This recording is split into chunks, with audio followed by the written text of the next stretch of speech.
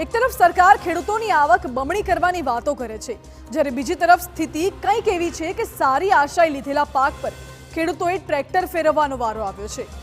ધોરાજી પંથકના ખેડૂતોએ ડુંગળીના સારા ભાવ મળવાની આશાએ પુષ્કળ પ્રમાણમાં ડુંગળીનું વાવેતર કર્યું। ડુંગળીના પોષણક્ષમ ભાવ મળશે અને ખેડૂતોને નફો થશે તેવું વિચાર્યું હતું, પરંતુ તેમને રાતા પાણીએ રોવાનો વારો આવ્યો છે।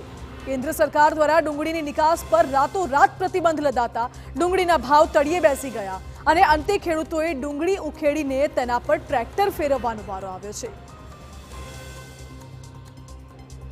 આ ડુંગળીનું વાવેતર અમે આશરે 3 વીઘામાં કરેલું છે અને વીઘે 3 કિલો બી કરીને છાંટેલું છે, પણ ડુંગળીના ભાવ ગગડી જતા બહુ ભયંકર નુકસાની જાય એમ છે, એટલે યાર્ડ સુધી પહોંચાડવાનો ખર્ચો વધારે થાય છે અને માર્કેટમાં વેચવા જઈએ તો 2 થી 5 રૂપિયાની કિલો જ વેચાય છે। એની હિસાબે અમે નક્કી કર્યું છે કે અમે રોટાવેટર મારી દઈએ અને ડુંગળી કાઢી નાખીએ।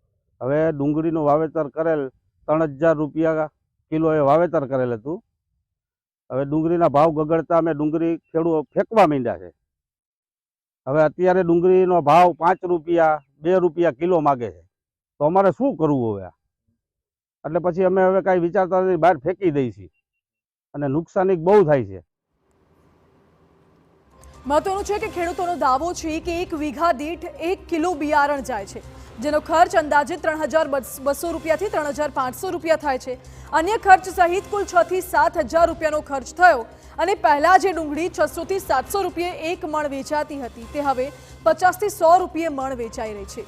પરિણામે ખેતરથી લઈ યાર્ડ સુધી ટ્રાન્સપોર્ટેશનનો ખર્ચ પણ નથી નીકળતો, જેથી કરીને ખેડૂતો ડુંગળી ઉખેડી ફેંકવા મજબૂર બન્યા છે।